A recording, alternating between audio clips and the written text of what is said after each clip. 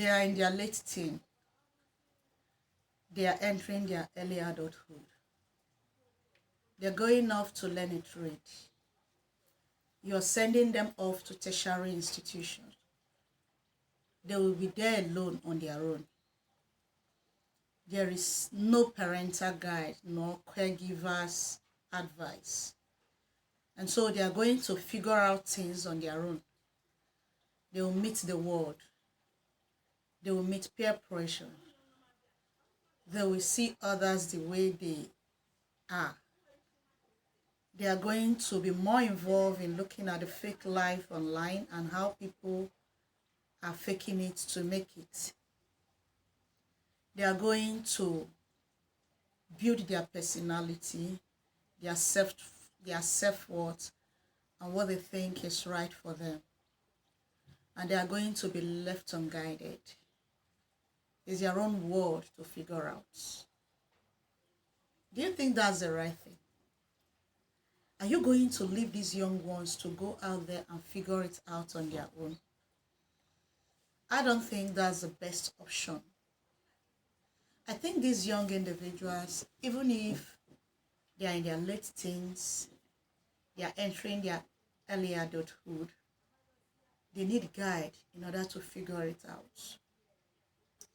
If you've been helping them to figure out life as they are growing from their toddler stage, if you've helped them to know what healthy boundary is, and have shown them example of how to set healthy boundaries, you've talked about peer pressure, you've taught them about online space, you have taught them about reckless behavior, you've talked about a lot of things that can guide and hedge them. This is not a time to just leave them alone. True, they are going to make informed decisions if you have been having open communication. Here we advocate sex education. I'm a teen coach. We help young ones to understand what sex education is. And this kind of education helps them to make informed decisions. Today I'm going to look at why we should not allow our children, be it boys, be it girls, who are in their late teenage age and early adulthood, as you send them off to learn a skill, to go to school, to be on their own, they still need you as their guide. They are not mentally mature to be on their own. Because most of us think that because they are of this age, we want to leave them alone, it has led to a lot of recklessness in the part of these young ones. Because at this point, they just feel that I'm too grown to be guided. I'm old enough to make decisions by myself.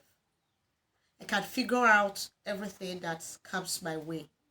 It doesn't work that way. So you, as a caregiver, what should you do? Help them, guide them. That open communication you've started, let it still be open.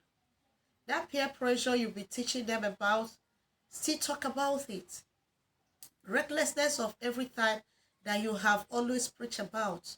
Abuse of drugs, abuse of alcohol, not getting involved in sexual activity at an early age, avoiding teenage pregnancy, uh, sexually transmitted diseases and infections that is out there that can ruin their life, how to make good boundaries, what and what not to consent to, maintaining their own mental health, identifying their gender identity, knowing how to go about making good decisions, trying to make your life paths, knowing things you are good at, being consistent at what you are best at, understanding what sex education is that can help you in every ramification of life. If you have been taking all of this with them, if you have been teaching them all of this is a time to keep fine-tuning, to keep putting more touch to these teachings. Why do we need to teach them all of this? If you leave them unguided, number one, they will get into restless relationship if you leave them unguided. reckless relationship that can make them become teen parents, reckless relationship that can lead to some kind of disease, reckless relationship that can mess up with their mental health. So guide them. 2 is financial recklessness. They may go into fraudulent activities. They may spend money recklessly. They may not have this financial literacy to guide their way. They may gamble off whatever they make in a quest to make him more. A lot of fraud is happening online, and people, friends, pressures from all angles can pressure them to go into it. So that's why you need to always talk with them and guide them. They are not fully matured. And even at that, you are still their caregiver. Even if they have started making money gradually, you still need to guide them. They still need your parental guide. That caregiving guide, they still need it. At this time, there may be confusion in their life as respect the career they want to choose, the life path they want to choose, what and what should they do, wasting their time in unprofitable ventures. You need to guide them. I want to talk again about addiction of different type. They can get into addiction because their friends are trying out some substances and they are addicted to it. They may go into it and get addicted to it. Mental health struggles. They may struggle with a lot of things. Depression. They are not at home again. Anxiety, stress. A lot of things can cause depression. A lot of things can cause anxiety. A lot of things can cause mental health issue or mental health struggle. Loneliness. At home, they come home, they have people to talk to. Out there, where they have gone off to go to school, learn a skill, they don't have people to communicate with.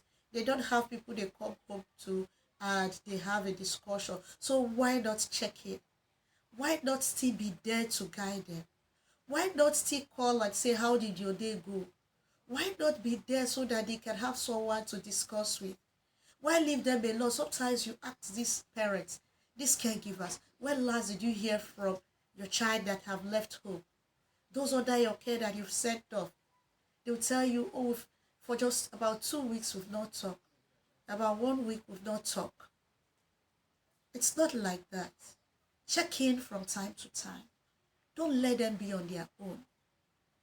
They may feel that they are old enough to figure it out and they may be having a lot of load on their shoulder. They may be bothered because of things they are facing.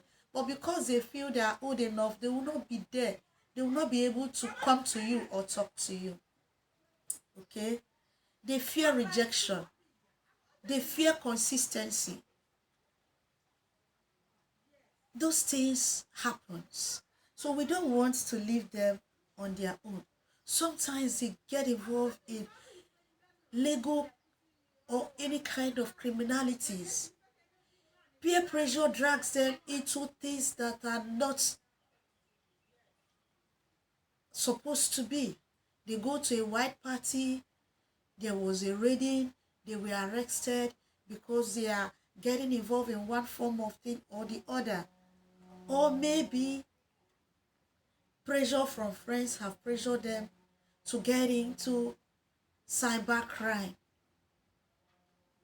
or any kind of crime in its totality. Rebelliousness of every kind.